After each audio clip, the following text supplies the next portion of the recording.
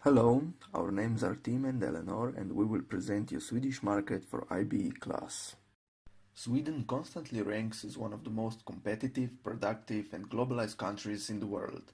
Swedes are recognized both for setting new trends and rapidly adopting them from abroad.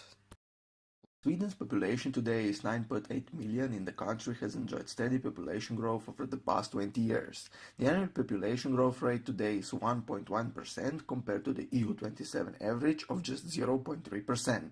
The majority of the population lives in the middle and southern parts where there are larger cities like Stockholm and Gothenburg.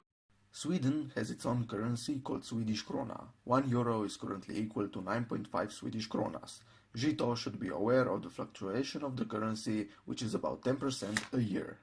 Consumption is expected to grow according to three different factors. Swedish central bank's very accommodative monetary policy in negative key rates and quantitative easing, the decline in unemployment rate, which is currently at 6.2%, and strong increase in the population. Now let's move to the chocolate industry. Chocolate confectionery in Sweden is a mature category, but also one with rather high margins and significant levels of advertising and product development. Their chocolate is notable for milk and dark chocolate bars, but they also come in other flavors.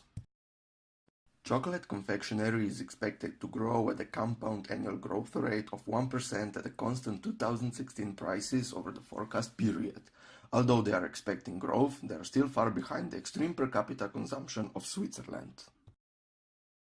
Smaller flexible plastic bags have been trend in 2016. They give consumers a sense of control over snacking, portion, size, and awareness of sugar intake.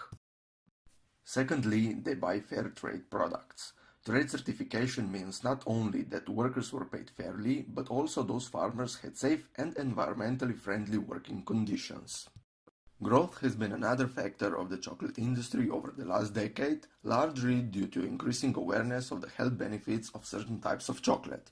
Studies show chocolate to boost energy, reduce stress, increase concentration, reduces risk of a stroke, it's good for your skin, and so on. However, chocolate consumers are considerably price insensitive. They consider chocolate as an affordable luxury, one that will not break their bank account. The premium segment thrives on dark chocolate, single origins, authenticity, and inclusion of healthy ingredients such as lavender and blueberry. This niche segment brings out smaller craft and artisanal chocolatiers. As for the competitors, Mondelez remained the clear leader in chocolate confectionery with 31% share of retail value sales.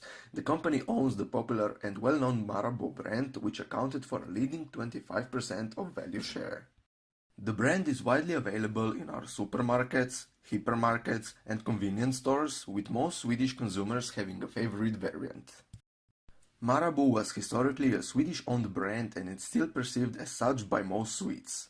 In addition, it also offers a wide range of other formats such as chocolate pouches, bags, and standard boxed assortments. Seeing that, we can say that the largest players in the industry also have the highest level of profitability and they also benefit from the scale economies having significant cost advantage in the chocolate industry. As seen from the pie chart, 86% of the sales in the confectionery chocolate industry is through store-based retail chains, so chocolate is mostly sold through the stores for the end consumers. Finally, it is important to have good shelf space. Being bigger means that you have a good bargaining power. In their supermarkets, they dedicate in average almost 10 meters of their aisle space only to chocolate. Having that said, there can be found space for smaller sellers as well, but with low bargaining power or none at all. Created using Powtoon.